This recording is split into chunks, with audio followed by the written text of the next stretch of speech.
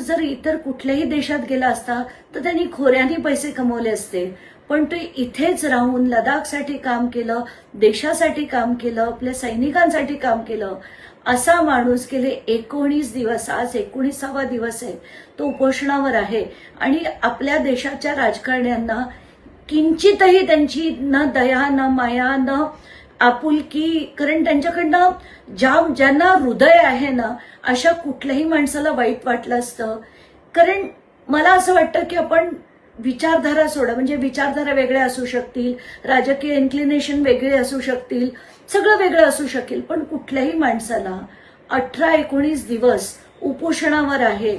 लोकशाहीत उपोषण किती महत्वाचं आहे, प्रोटेस्ट सुद्धा किती महत्वाच्या, आंदोलनं ह्याला सुद्धा लोकशाहीत महत्व आहे. पण लोकांचा आवाज ठेचून टाकायचा, कोणाला विचारायचं नाही, हे जेव्हा आपण नेहमी होताना बघतो ना, खूप दुःख होतं. तर कालच मला राहवलं नाही, 3-4 दिवस इतकं मन खात होतं, म्हणून काल मी त्यांना जाऊन बघून आले. त्या माणसाचा रिझॉल्व्ह, म्हणजे ज्यांची ती ताकद, इतके ताकदवर आहेत ते विचारांनी, की त्यांनी सांगितलं की मी काय वाटेल ते झालं तरी आज जर मी हे सोडलं तर ही माझी नाही, पण त्या आंदोलनाची हार होईल.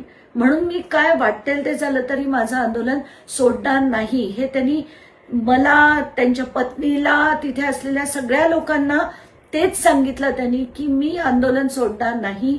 तुम्ही करायची ती तयारी 20 तारखेची करा. आपण हे सरकारकडनं ही मागणी पीसफुली करूया, हे देखील ते म्हणतायत. पण असं असताना त्यांना न विचारणं.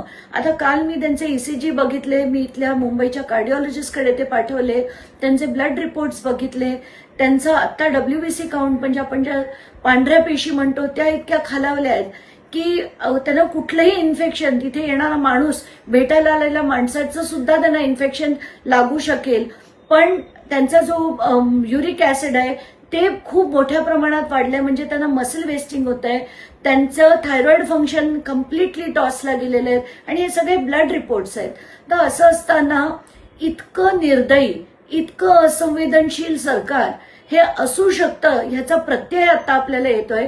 म्हणजे आपण for the people, by the people, हे जे कॉन्स्टिट्यूशन म्हणतंय तसं बिलकुल आता उरलेलं नाहीये. या सरकारला फक्त दडपशाही येते, एवढं मात्र नक्की.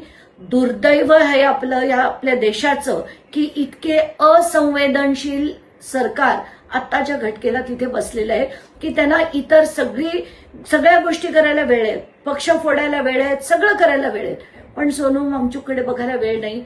खूप खूप खूप वाईट वाटतंय, म्हणून माझ्या भावना मी पोचवते.